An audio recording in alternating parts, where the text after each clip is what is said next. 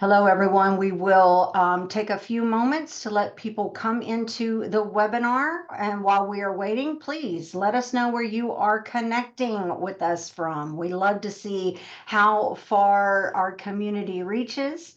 And so I am broadcasting from Columbia's headquarters. It's not really a headquarters, it's our only office, but I like to sound fancy. But yeah, I'm in Maryland. I see somebody's coming in from Minnesota.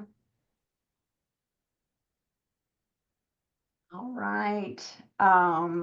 We have about 36 people in and still coming. We will get started shortly. Somebody from Florida, Charlottesville. Oh, hi, Linda. I don't have any questions for you to preload, so yay for that. Minnesota, our guest today, one of them is from Minnesota. So Lindsay, you'll meet her.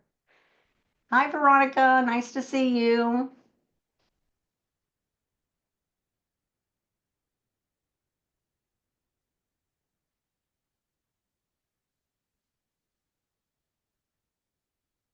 All right. Well, welcome everyone, and thank you for joining us today for this exciting webinar, 60 Seconds to Impact, Sharing Your Story with Purpose. I'm Rachel Bromley, Senior Manager of Patient Education Support and Advocacy at the Myositis Association, and I am thrilled to be with you all today. The goal of TMA's Empowerment Series is to enhance the quality of life for those living with myositis, a challenging and often misunderstood disease, as you very well know. This series aims to give you the tools and confidence to share your story with purpose, whether it's explaining your illness to families or advocating for legislators.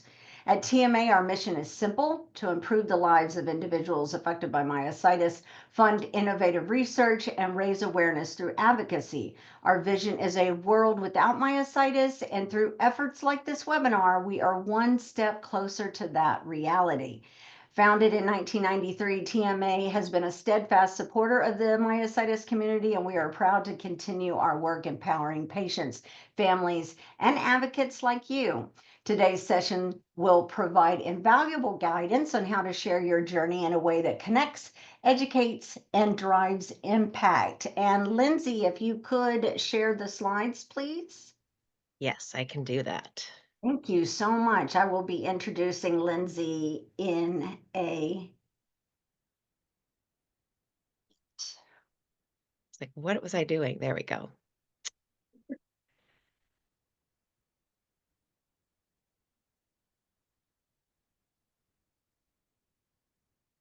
All right, go ahead and go to the before we get started slide, and I'll do some housekeeping notes. Disclaimer, TMA does not give medical advice, and we ask every speaker to disclose any potential conflicts at the start of their presentation.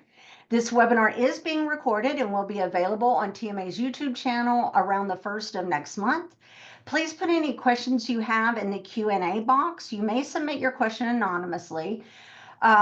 We didn't have any pre-submitted questions, so everybody who has questions today is going to get their question answered, which is sometimes hard for us to do. I'm excited about that. We had a lot of pre-submitted comments about how excited people were to see this webinar. So thank you for that. Feel free to use the chat to let us know where you're joining from and interact with others, but any questions there may be missed. All right, so I am very excited to introduce to you Lindsay Guentzel. She is an award-winning journalist, writer, producer, and podcast host whose work has been featured in the New York Times, CBS Radio, NPR, ESPN, and more. After being diagnosed with ADHD in 2021, an experience she calls the best thing to ever happen to her, she spent 2 years learning how to navigate life with a neurodivergent brain. Then in 2023, her world shifted again with a diagnosis of dermatomyositis associated with antisynthetase syndrome, a collection of rare and curable diseases that drastically changed her daily life. Leaning into advocacy and storytelling has been essential in her journey of learning to live with chronic illness and dynamic physical disabilities. She is passionate about raising awareness and building community for others facing similar challenges. Lindsay recently became the group leader for the TMA Minnesota support group, and she loves helping, connecting, and supporting others living with myositis in that group. We are so excited to have her as a volunteer.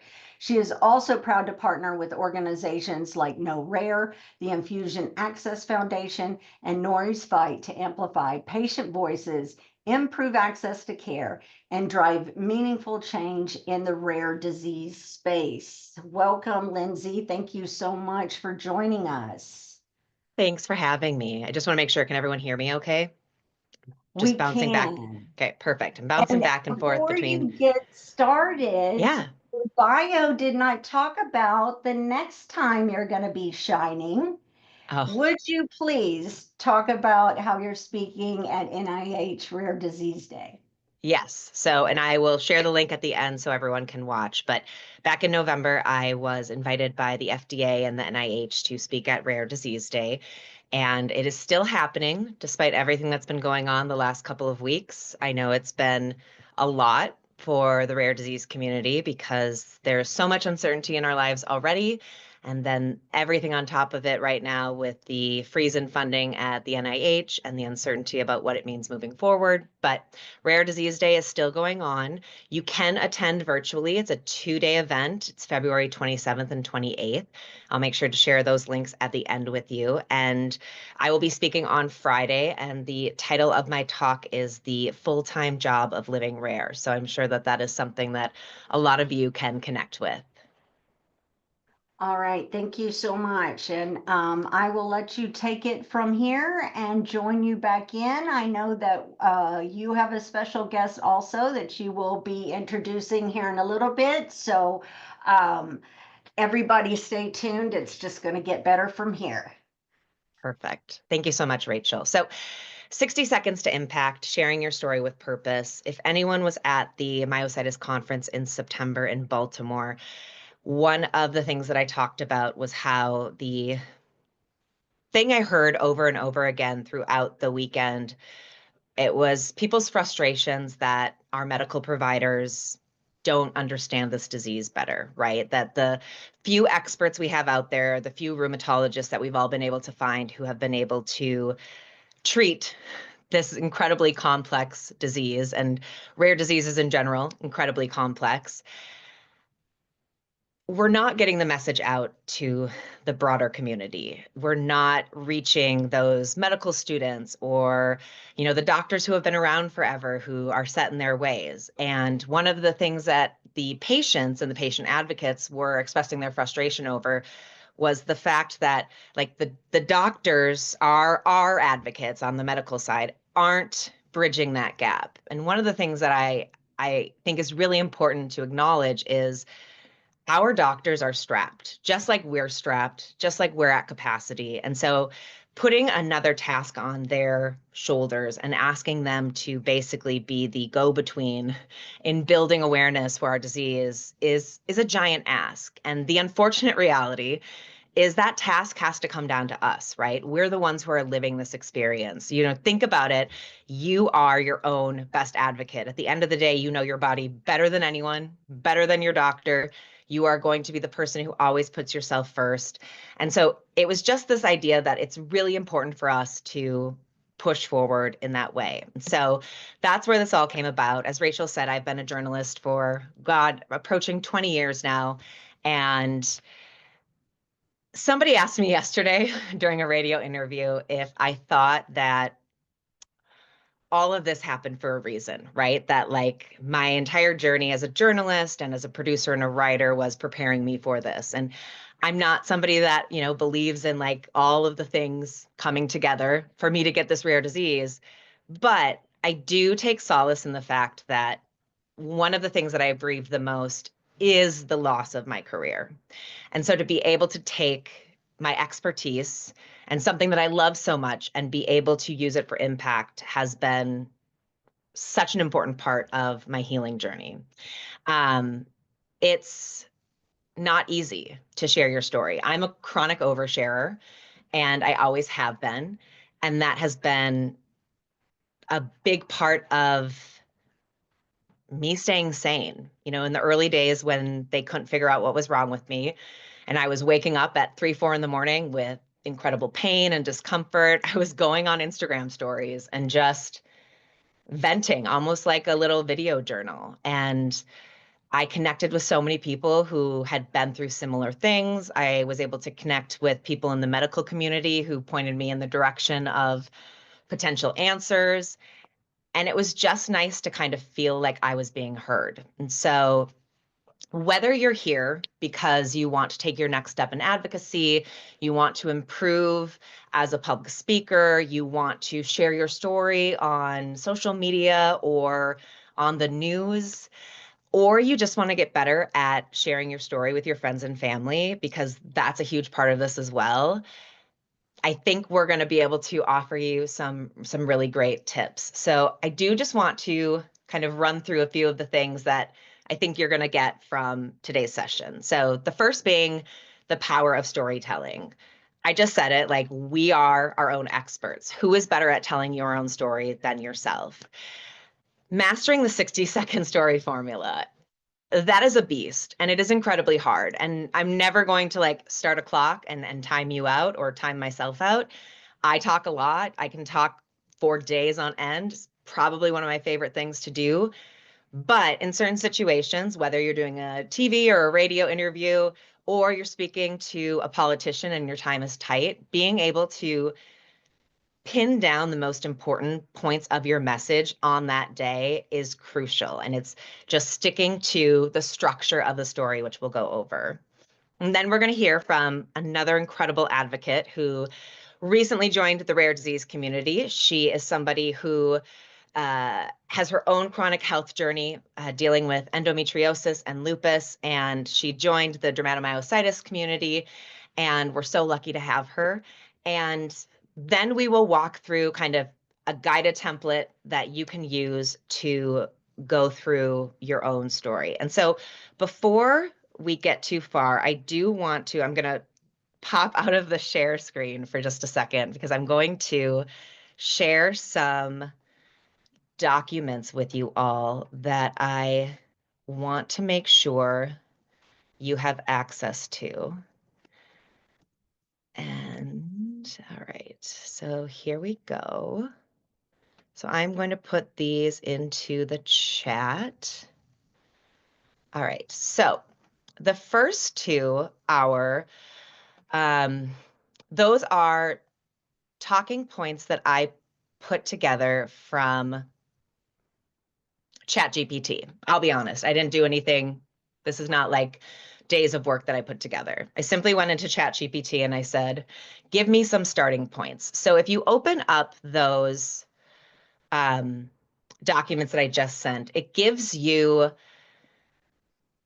kind of explainers, right? So I'll just read the first one. You guys can go through these. But if you struggle, they should, it says that they're there. Let me see. Maybe they haven't come through yet. You are sending them to hosts and panelists, and you need to switch Oh, send them thank to you. everyone. So I see Thank them on my you. side. No Okay. problem. Thanks, friends. Yeah. This is why we have Rachel's in our lives. Yeah. All Yep, right, I so see there's the first one. one. Yep. There we Perfect. go. Oh, that Yes. everyone button. Okay, perfect. Okay, so these are just, if you're struggling to explain your disease or the diseases of the person in your life, these are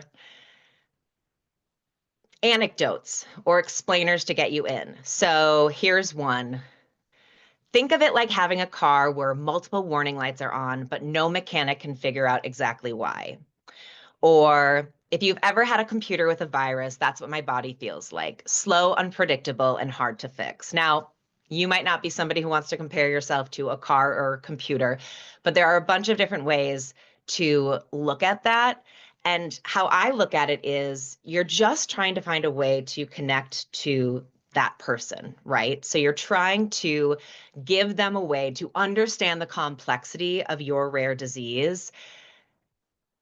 When I first got sick, I really stuck to just explaining dermatomyositis because it was so hard to just explain that. And then to try and bring in antisynthetase syndrome, which is this whole other beast, it felt impossible. And so now I'm slowly trying to add those in.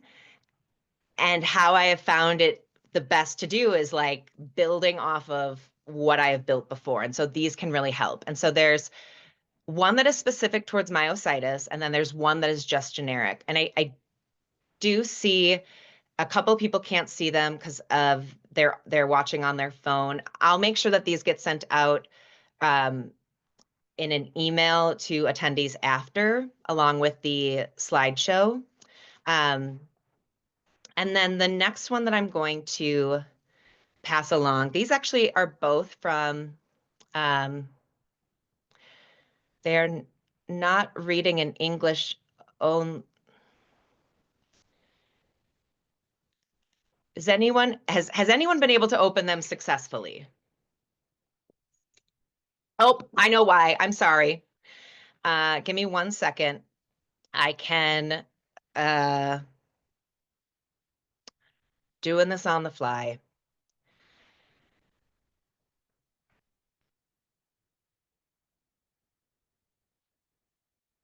Do.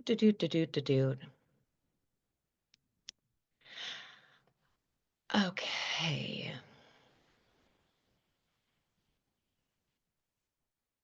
It's okay. Because of the concept of time and saving Yeah. time, Yeah. we can Well, go ahead and make sure that it goes out in an email, and so we can go ahead and move forward. perfect. So I am putting in the documents from the Every Life Foundation. Now, Every Life Foundation is the group that puts on Rare Disease Week. And so they have put together some specific talking points and ways for you to look at building your story if you're going to talk to legislatures. Following those are the PDFs. So if you weren't able to open the doc, I'm sorry, I thought I had downloaded them as PDFs. Those are in there as well. And then we're going to get right back into our webinar. So let me just get back here. And I appreciate everyone's patience. If technology could quit advancing at such a speed that our brains can't catch up, I don't know if anyone else would appreciate that, but I would. And then we have our lovely guest, Jenna Reish is joining us. She is a nurse, author, advocate, and patient, and I explained a little bit about her journey with endometriosis, lupus, and dermatomyositis. She is the founder of the Endometriosis Coalition, which is a 501c3 nonprofit organization that she started following the start of her journey. She's the author of Part of You, Not All of You, and she's featured in the documentary that was produced by Hillary Clinton and Rosario Dawson called Below the Belt. And she has done media on so many national levels regarding her story and has spoken in front of so many different groups of people. And so she's going to be a great person for us to touch base with on what we should be thinking about when deciding to share our story. And so I do want to also remind you that if you want to share questions in the Q&A, you can do that. That is open. So we'll get to those later as well. So we touched a little bit on this, just the power of storytelling. Storytelling connects us. It helps people understand our experience in ways that facts and statistics just could never do. And when it comes to rare diseases, sharing our stories is crucial because too often it's our realities that are going unheard of. The thing that I think is so interesting is you hear rare disease and you think that it is a small group of people. And then you hear that 300 million people worldwide have rare diseases. The actual estimate is somewhere between 300 and 400 million. That's the population of the United States. 1 in 10 Americans have a rare disease. And the one thing that I think is so interesting, and it does affect the myositis community, predominantly is that they say 70% of rare diseases start in childhood. Well, I'm the 30% who had her life completely upended. And so I think there are a lot of people who don't understand the magnitude of having your life completely taken over by a rare disease or a chronic illness of any kind and what that means. And so really diving into the fact that spreading awareness also then spreads advocacy. I recently went to a weekend in Austin, Texas with a group called the Infusion Access Foundation and learned stuff about insurance like step therapy and copay accumulator programs that I had never heard about, but are things that will impact me as a rare disease patient for life. And so sharing my story opened me up to that organization, and they opened me up to all of these things that are going to affect me for the rest of my life. I have a rare incurable disease, as I'm sure so many of you joining us today do. And so it's just so important that we're really paying attention to how we can impact things on all different levels. It doesn't have to be, the biggest thing. We can be impacting things every single day just by making people more aware of what we're going through. So some of the things that I think you guys might remember, we all remember the ALS Ice Bucket Challenge, right? And how impactful that was for raising awareness for ALS. And then recently, we've all heard about the Henrietta Lacks legacy and what her family was able to do, not just to honor her and what she did without realizing it, but the impact that that had on medical research and awareness. And then for the rare disease community, we have Jordan McLynn and the Right to Try Act. So Jordan McLynn was a young boy who had Duchenne muscular dystrophy, and he became the face of the Right to Try movement, which gives terminally ill patients access to experimental treatments. And it was his emotional testimony in front of lawmakers that helped pass that law in 2018. And without that, they wouldn't have been able to give patients more access to potentially life-saving drugs. What's your why? So I know not everyone here today wants to get up on stage in front of people or wants to be behind a microphone. They just want to learn how to better share their story with their friends and family. And I think it's really important to figure out what you want. Now, you might be saying, no, Lindsay, I have no interest in being interviewed right now. You could change your tune, right?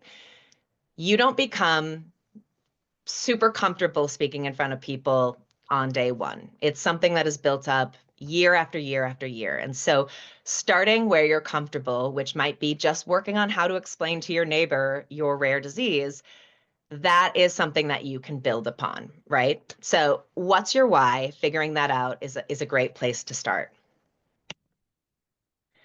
So crafting your 60-second story, there's 3 elements that I think are so important for us to keep in mind.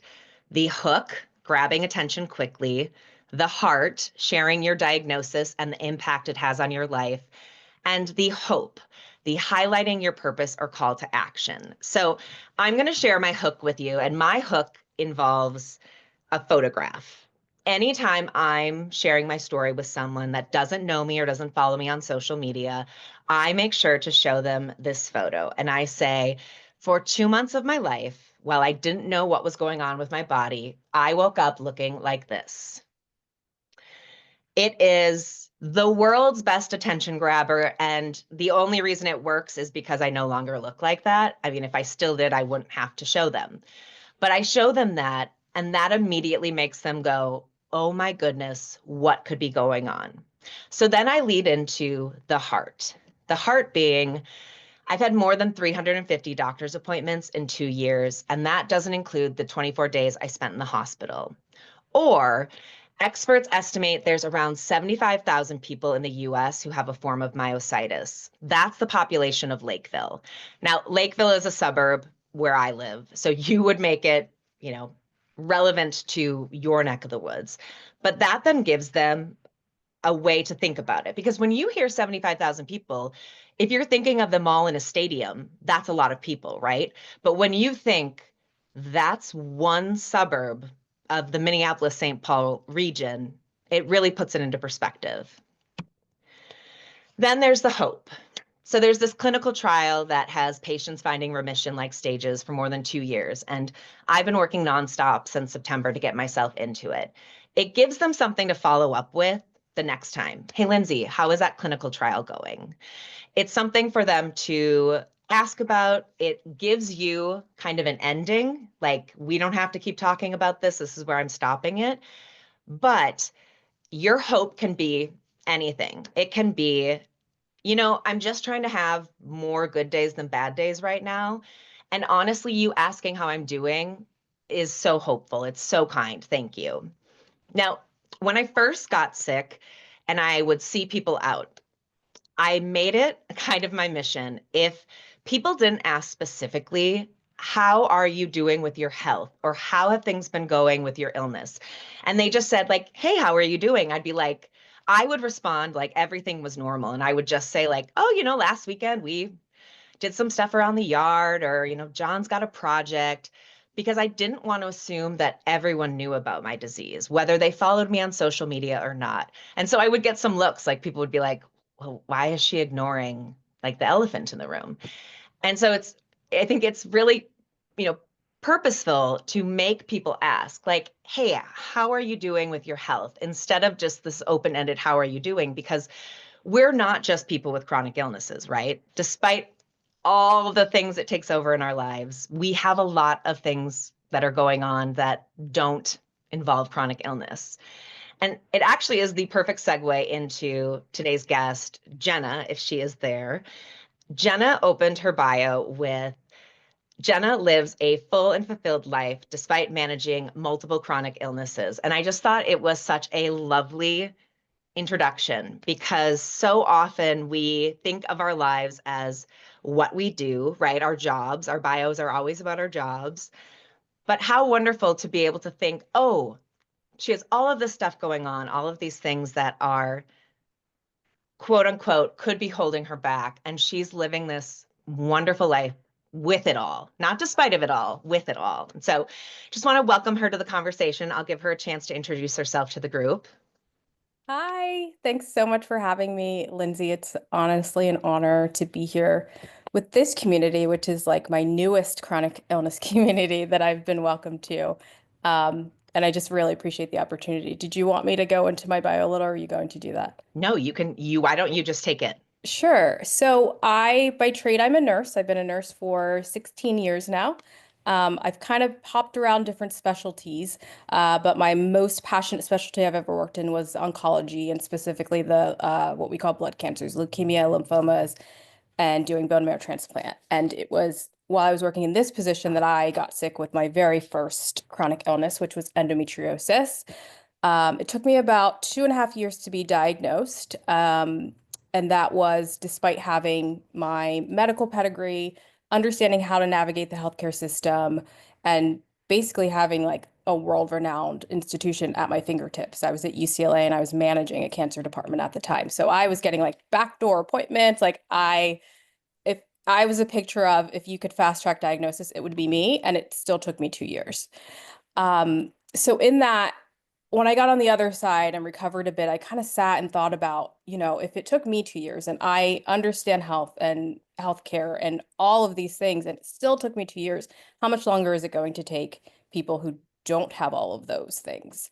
And that's what inspired me to create my nonprofit, the Endometriosis Coalition.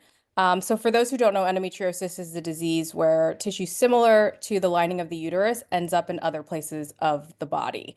For me, my first place that it was found on was the diaphragm. So of course, I'm going to be rare in every way. It's a rare presentation. And so my symptoms weren't your classic pelvic pain. It was shortness of breath, chest pain, just having trouble with exercise stamina. And so I realized that there just weren't very many resources that were patient focused. Everything was like provider focused and research focused. But when I was trying to find resources for myself to understand this disease, there wasn't a whole lot out there. And I kind of wanted to fill that gap. Even the most renowned nonprofit that represents endometriosis was very focused on physicians. And it really left a gap for the patient voice. And that's the gap that I wanted the Endometriosis Coalition to fill. So we're a 501c3 nonprofit, and our mission is to raise awareness, promote reliable education, and increase research funding for endometriosis. And we do this in a number of ways: community events, virtual support groups, campaigning on Capitol Hill for more research and advocacy initiatives. Basically, if it's anything patient involving, we want a hand in it. And the crossover from endometriosis advocate to living with dermatomyositis was pretty seamless in that one, I think that my time in getting diagnosed again was cut short because of my experience with endometriosis and knowing when to move on and knowing not to take no for an answer when I knew something was wrong in my body. My dermatomyositis diagnosis took over the course of almost 3 years to diagnose. It was coming out subtly. I had already had a lupus diagnosis, so it was overlapping and it was just very confusing on what was what.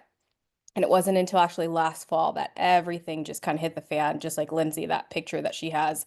I have one that's similar where my face is just ballooned and I have these rashes. And it was in that moment that I realized, though these communities are very separate, they're also still very linked. There's a statistic that shows that people with endometriosis are more prone to developing an autoimmune disease. So my endometriosis community, sadly, so many of them are ending up in my position, whether it's dermatomyositis, lupus, Sjogren's. So being able to kind of be that bridge between both of these communities has been a really great thing for me because I felt so lost when the autoimmune side was happening to me. I didn't have anyone. I didn't know Lindsay's. I didn't have anyone who could kind of shepherd me towards what I should be looking at and what I should be doing. And so that storytelling on a personal level, especially on social media, can just be so helpful and powerful on a patient level of just stumbling upon something where you're like, oh, wow, this sounds just like me. I know that when I shared my endometriosis diagnosis, full disclosure, it was not this organic, I want to advocate and I want to share. It was what was called a Finstagram. It was basically a fake Instagram that was not my real account that everybody knew me on because I didn't feel comfortable sharing there. So I created this whole other Instagram account so that I could be really raw and honest about what I was dealing with. And it just kind of took off because there were no guardrails on it. I didn't have to think, oh, is that coworker that I'm working with going to know, this is what I'm dealing with every day. And then eventually I didn't care anymore. And it became so public that, all my bosses now have seen it. But initially it was for community. It was for feeling heard and seen. And in that, I connected with so many people. And in that, so many people connected with me. And it's just a ripple effect of people just being able to organically help one another. That's amazing. I've just been blown away by your vulnerability and your strength. And I want to ask, when you spoke for the first time in front of people, and I'm going to use this in air quotes, that mattered. And I'm talking lawmakers or policy makers, people who are kind of holding the keys, and you needed them to think that you were worthy of care. I'm going to be brutally honest right now. Yeah, absolutely. When I was invited by the FDA and the NIH to speak in November, the theme of my speech had one thing. The situation that has unfolded in the last couple of weeks, it has changed the theme of my speech because I no longer feel like I'm just going to DC to share my story. I feel like I'm going to DC to convince a certain group of people that I'm worthy of care and that my health matters. And I'm curious for you how you learned to manage the emotions that can come up when you are in one of those situations where you are sharing something that is so incredibly vulnerable with people who hold the power.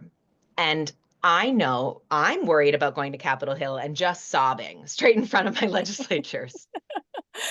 I love that question. So I have to preface it with my very first in front of people that matter interview was on the Today Show. That was my No welcome big deal. to speaking No in big front of deal. people. Yeah. Right. So, Just and jump right in. those segments are quick. You've got to get your point across to an audience of all different people and different ages, and you want a take-home message. And so you don't even know what questions they're going to ask you, and it's just running in your head of like, what do I want people to take away?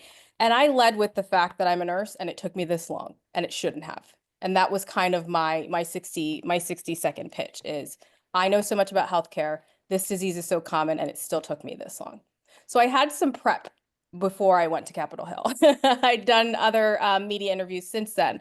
But I will be honest with you, my first experience in Capitol Hill was at a private Senate screening of the documentary that I was in, Below the Belt, and we had senators from both sides of the aisle. It's actually funny, Senator Warren and Senator Romney were there together, and they actually joked like, this is the only cause that you would ever see both of us in the same room. And sadly, that's what we've come to. But it was an important day because of that, because we finally had people from both sides who had enough interest to be there. And I really wanted to make an impact in what I shared. And I specifically was sharing on disability access for patients with endometriosis. It's not on a list for receiving disability aid. And so you kind of have to find roundabout ways to get approved. And so I led with my story of I ended up having to take a medical leave for work for the first time ever for over a year in the state of California. And at the time, California was one of 4 states that had a short-term disability program. But even to get approved for that, I had to use my shortness of breath and chest pain symptoms, not my endometriosis diagnosis, to get approved. So things that I was dealing with because of endometriosis got me approved, but the disease itself did not. And that was my take-home message of how that made so little sense. I did cry because it's that impactful of a thing. I don't think emotion is a bad thing. Sobbing, maybe get it together. But there was a quiver in my voice and there were tears in my eyes because I was just so, one, sad that I had to go through that, mad for all of the people that are continuing to go through that. And I needed them to see that, like, I wasn't over it and that there are people suffering and I'm that representation for them. And so I don't think emotion is a bad thing. And if you're moved by it, go with it. Because if there's anything I think I've been able to time and time again get across with my story is my real emotion that like this happened to me and it sucked and I'm not going to sugarcoat that for anybody. And you're going to get it. You're going to get what it was like for me and for people like me. And I'm going to share that with 100% authenticity every single time. So I would just caution you to just be as authentic and full of rage as you want to be. I want to ask about friendships because I know that there are a lot of people who are attending the meeting today because they just want to get better at explaining their illness to friends and family. And I think it can be hard because I know for me, sometimes it feels like all I do is talk about my illness. Like it's just this never ending cycle of things to go over. And I think it can be hard because I think it makes people uncomfortable. And I don't think people don't ask because they don't care. I think they don't ask because they don't know whether you want them to ask. And so Right. I found it very helpful to just be very upfront with people like, please ask. If you want to know more about this, I will happily tell you everything that I know. Like I want as many people educated as this is possible. I think sometimes people are like, well, I don't want to bug you and I don't want you to feel like you're a science experiment. But like to me, when someone shows curiosity, it shows a genuine interest. But it can be hard because if people don't ask, then our feelings get hurt. And so I'm curious how you have managed all of these, multiple different chronic illnesses, and then how you keep people in your life up to date and what you choose to share with them and how you do it. That is a great question. So my book, Part of You, Not All of You, it's a guided journal, half memoir, and it kind of highlights all these themes of living with chronic illness. And the part of you, not all of you, is that theme of like, this is a huge part of my life, but it's not my entire life, but it is a part of me, right? And relationships is one of the chapters in the books. I would be lying to you if I said that I navigated that easily. And I would be lying to you if I said it wasn't another roadblock and difficult again with my dermatomyositis diagnosis because it completely changed my level of functioning than any of my other diseases did. For me, find it really difficult to say that I'm in a relationship with someone or friends with someone who's not asking me about how I'm doing because it is so much of my day to day. So I found that if I'm hesitating, if you're asking me how am I, and I'm hesitating of like, do I tell you the real answer or the fake answer? That says to me how I like where that friendship is or where that relationship is, because I should be able to share that with you, right? Whether it's heavy or hard, if you're my friend, I expect that I should be able to share that with you. And with this diagnosis, I found that that was more difficult to do because my day-to-day was really heavy and it was really sad and it was really dark and I didn't want to be doom and gloom all the time. So like you, I kind of just like would be like, oh, hanging in there or like taking it one day at a time or some weird, cliche response like that. And it was like my closest friends that would be like, no, how are you really? Like they knew that that was a facade and that was me just trying not to, ruin the mood or whatever. I do think that most people who care about you do want the real answer. Um, but one, don't know how to ask. Two, I think are fearful, like you said, that like you don't want to talk about it all of the time. So I think transparent in how comfortable you are with these conversations of like, my day-to-day is not changing much. I'd really love to just talk about something else. Or, like I'm working on this, but I'd love to hear what's going on with you because that's exciting too. Like leading the way of how much you want to or not want to talk about it. And I, with my best friend, I literally ask her when she says, "How are you doing?" I say, "Do you want the real answer or the fake answer?" And she says, "Real answer always." But, I want to open that with there's heavy stuff that I can get into if we want to go there. But if we want to like have a light, fluffy conversation today, I'm totally down with that too. You mentioned not wanting to feel like doom and gloom all the time. And I think one of the things that holds people back is the feeling like they're complaining all the time or that they're just, thrusting all of this onto other people. What are some ways that you've managed that? I know for me personally, going to therapy has been such a crucial part of having someone who is not connected into my life, but that I can unload. And I somehow found myself connecting with a therapist who also has her own chronic illness journey. And so, like, she really gets it, like, in a way that is just really refreshing. And I think it can be hard sometimes because we need outlets, right? And we don't want to feel like we are alienating our friends and family. So, how do you Mhm. balance that? Yeah, that's another great question. So therapy, I recommend 10 out of 10. I had a therapist that specifically worked with people with chronic issues. And so she got it. And that was helpful in that I didn't have to also explain to her like what what I mean and how I'm feeling. She understood and she understood the goal of what our sessions were. It wasn't just like to commiserate on misery. It was for me to unload and to have someone that I could bounce ideas off of am I being unreasonable? Like, is it weird that this is hurtful to me? Like having someone that really understood that perspective and where I was coming from was extremely helpful. I also think it's important within relationships to realize that like not everybody is capable of being everything you need them to be. And I think acknowledging that and accepting that is so important. For example, my brother is the most supportive person, one of the most supportive people in my life. He is a cheerleader, a rah-rah. He doesn't like medical things. He doesn't like the details. Hospitals freak him out. I would be setting myself up for failure to be going with him and saying, "Oh, I have IVIG and they couldn't get my IV and they had to try 7 times and then they brought out the ultrasound." Like he's going to shut down immediately. That is not the person that I go to with that stuff. But he is the person that I can go to and make a joke and say, "Hey, there's an IV fluid shortage and I have to chug Gatorade. Like, how weird is that?" And he can commiserate with me and encourage me in that way. You have to learn what roles people can play within you unloading your story. My mom's the supportive person. She wants to hear all the details. She wants to encourage and handhold and be there at everything. And I know that about her. My sister is great with very direct advice. She's a pharmacist, so it's very like, do this, try this. I'm not gonna get the, oh, like warm fuzzy, I'm sorry you're sorry you're feeling that way from her. But I know that's not because it's not because she doesn't care about me. That's not her way of communicating.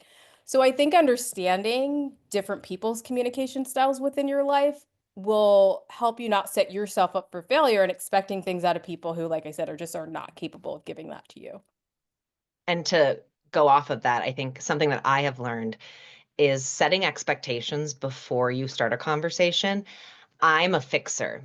Mhm. I want to fix everyone's problems. So it took a really long time before my best friend said to me, I just want to talk. I don't need you to solve this for me. I don't need you to fix it. And I think we bring such a load, right? Like I was a lot before I got sick with dermatomyositis and so it's even more now.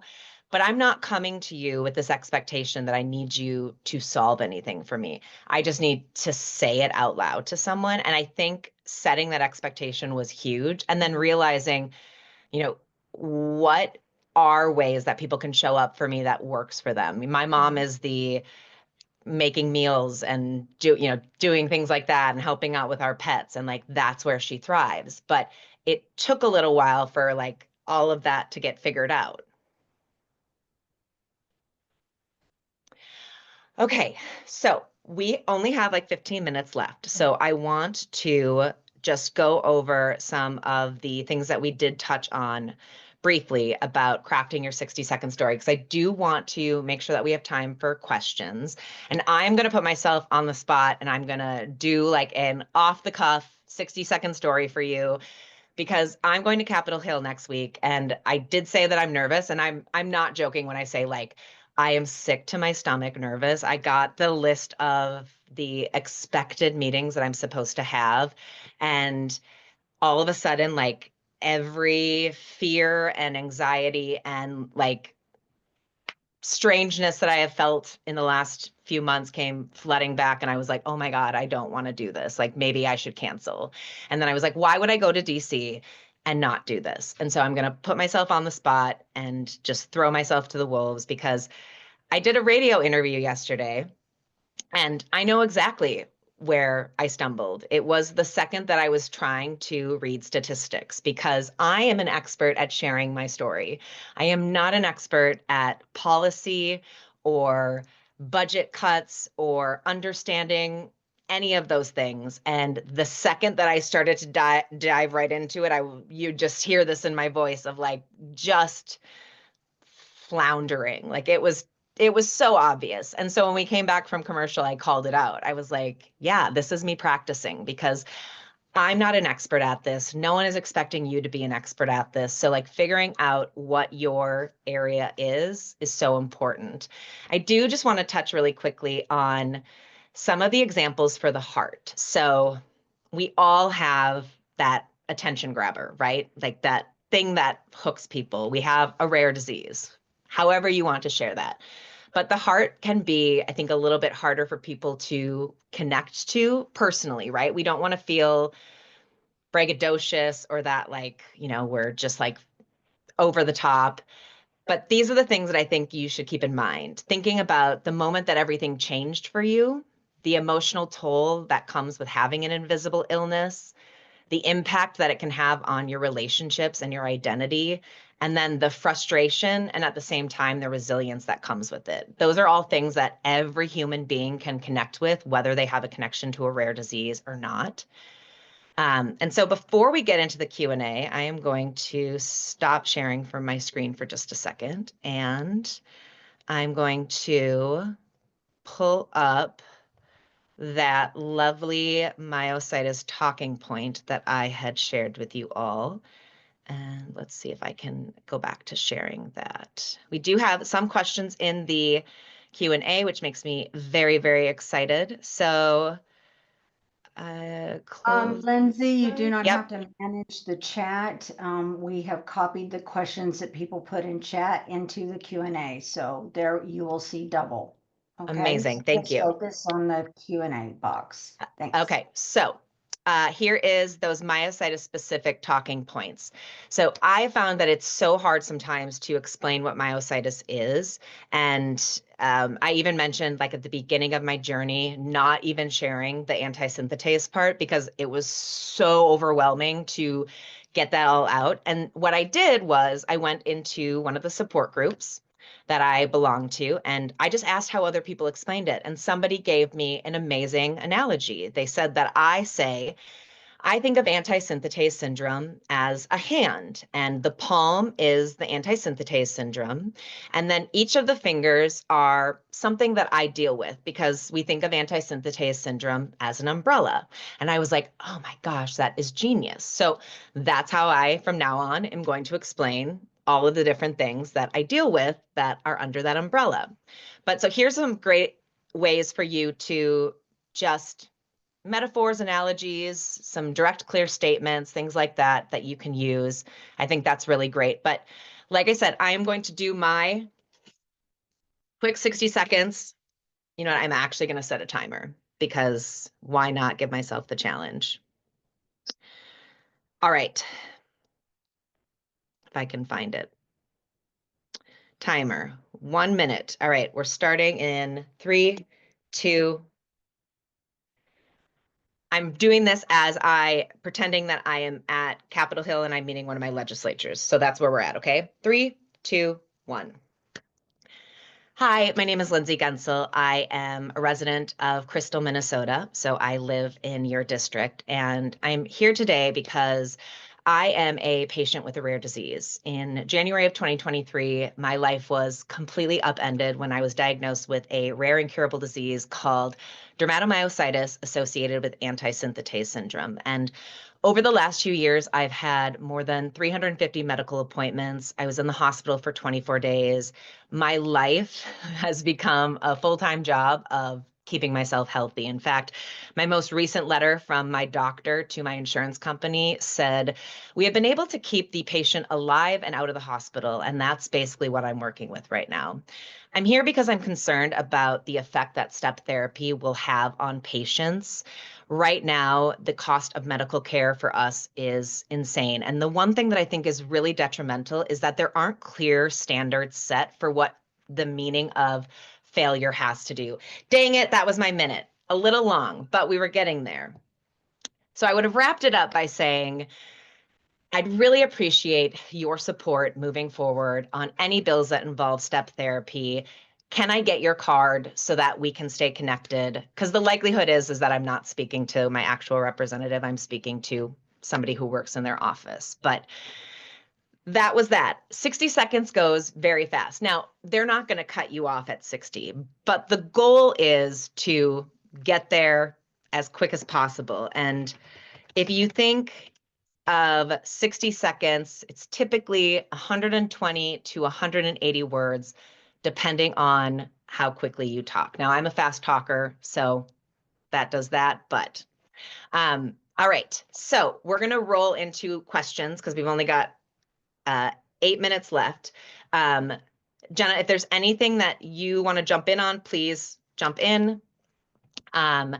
So first question, what's the best platform for blogging? I started blogging my journey on CaringBridge, but I have no real traction or visits. Or is it best to share all social media, which I stink at? Where's the best place to start?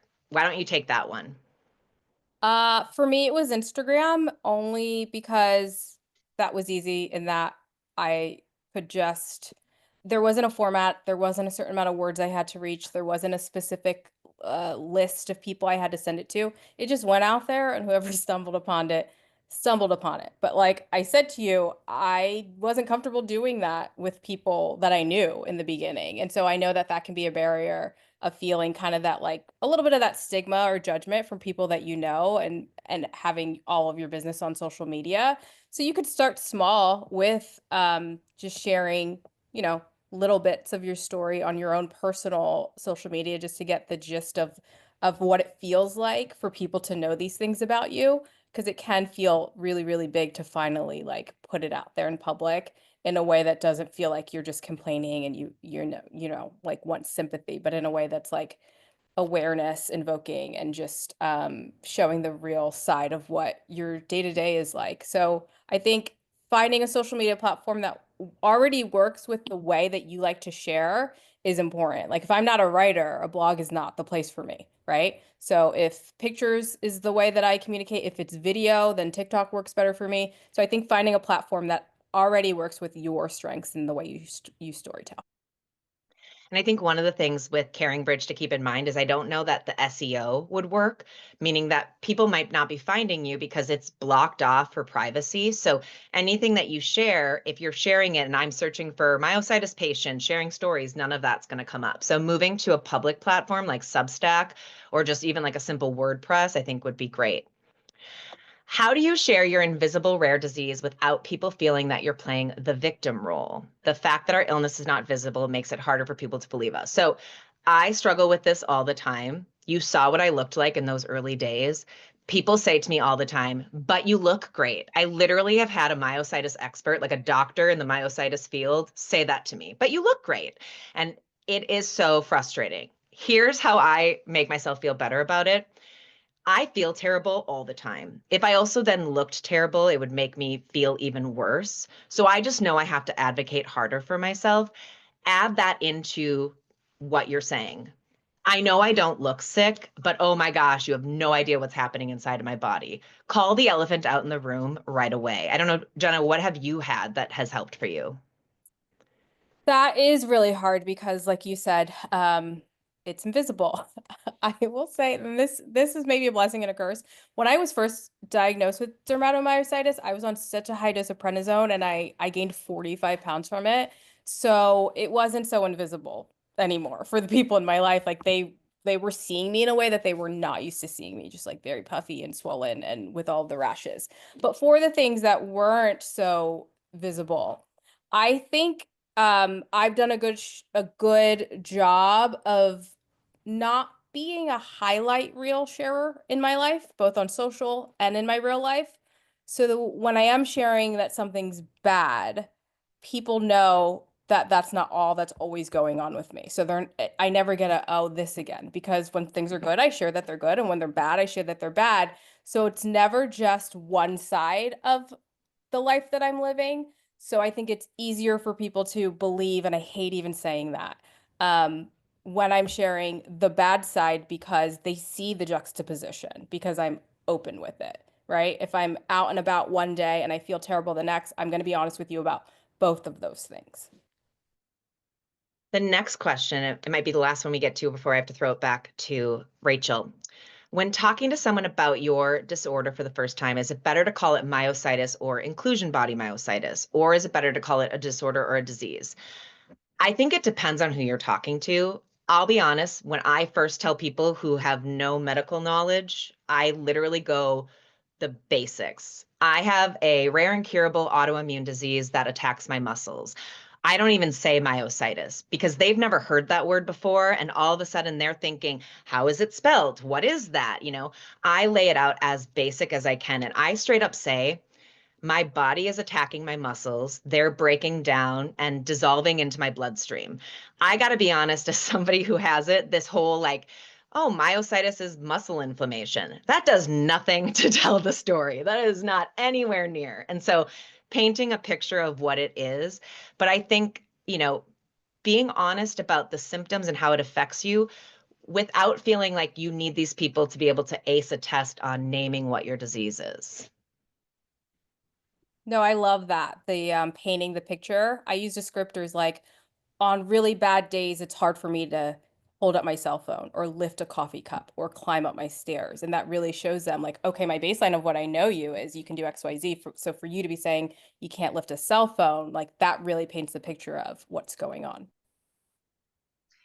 Yes, and that is sadly all the time that we have. Thank you so much, Lindsay and Jenna. It is wonderful to work with you and have you share your experience.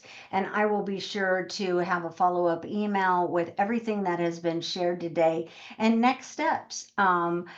I just wanted to just thank you. And we had so many wonderful people in the chat thanking you as well. And there will be a survey, so it will pop up automatically once we close this webinar. And so I invite everyone to do that survey.